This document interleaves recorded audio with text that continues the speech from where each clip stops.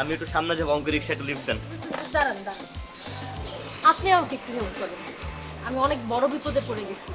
কি হেল্প? রিক্সাওয়ালা কি আপনাকে টিপস করছো নাকি? আরে না, আমার না এই ভাঙতি 32 টাকাই আছে আর 1000 টাকার নোট।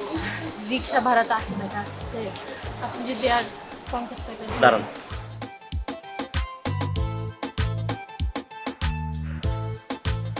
আসলে আমার মানিব্যাগের চিপায় 1000 টাকার একটা নোট আছে বুঝছেন। আমি যদি এটা ভেঙে ফেলি তো টাকাটা তো শেষ হয়ে যাবে, আর পুরো মাসটা আমার চলতে হবে না। তো জানেন সব কিছু আমি কেমনে চলি। আপনি একটা কাজ করেন, আপনি আপনার 1000 টাকা ভাঙান, আপনি আর আমি সামনে যাই, চা কফি খাই, ভাঙে ফেলি। একটা ছেলে মানুষ এমন অদ্ভুত কিভাবে হয়?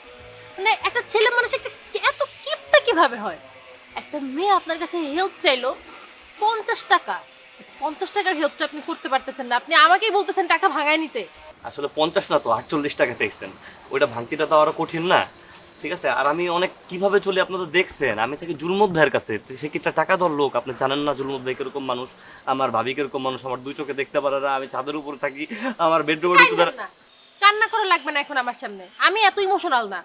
নাটক করতেছেন, সিনেমা করতেছেন, আপনি কান্নাকাটি করে কি বুঝাতে চান? না কি বলেন এসব, আমি সব পারি নাকি।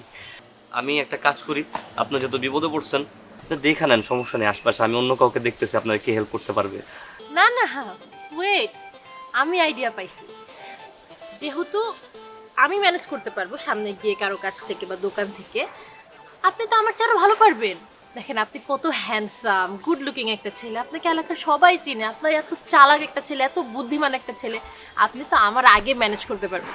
আপনি প্লিজ যেভাবে হোক একটু ম্যানেজ করেন। হ্যাঁ, আমার তো প্রাইভেটে দেরি হয়ে যেতেছে, আমি যাই, আপনি ম্যানেজ করেন, লেট হয়ে যাচ্ছে। হ্যাঁ আমি কোথা থেকে দিব?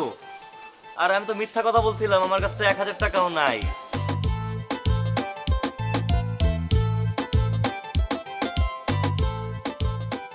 ও ভাড়া কত হয়েছে? 80 টাকা। হ্যাঁ 80 টাকা। আমার তো ঝাললো 80 টাকা পাওয়া যাবো না মামা। আমি জীবনে কারো কাছে কিচ্ছু চাই না। আমি রাজনীতি করতাম, গ্রামে ছিলাম, মামলা খাইছি,